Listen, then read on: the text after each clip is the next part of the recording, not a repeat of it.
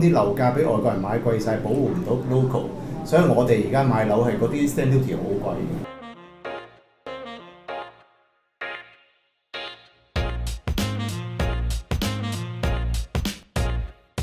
即係好似香港股市咁，前幾年啊股市唔得啦，就因為啲外資外流啦。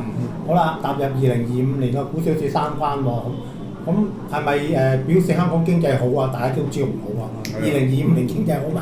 都唔好嘅喎，但係有外資翻嚟炒港股嘛。就好似用呢個比喻套翻落去英國嘅樓市，你見到英國都係一樣，唔係同個經濟掛鈎嘅。stamp duty 一路升㗎。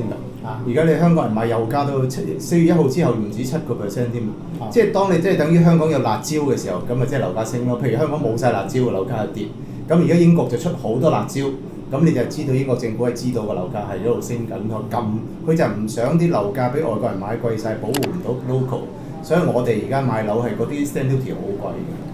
咁其實就佢根本係知道係升，佢先要出咁多辣椒。我就提出另一個觀點添啦，就係我覺得英鎊，我唔敢講話英鎊已經見晒底，但係即係其實英鎊都喺低位徘徊咗幾耐㗎啦。1.2到1.25之間徘徊咁其實喺呢個位都好耐㗎啦。咁如果長遠都係睇淡美元嘅，都應該會落翻一個相當嘅幅度咧。其實而家買，即使係從個匯率嘅角度，我覺得都係一個幾好嘅機會咯。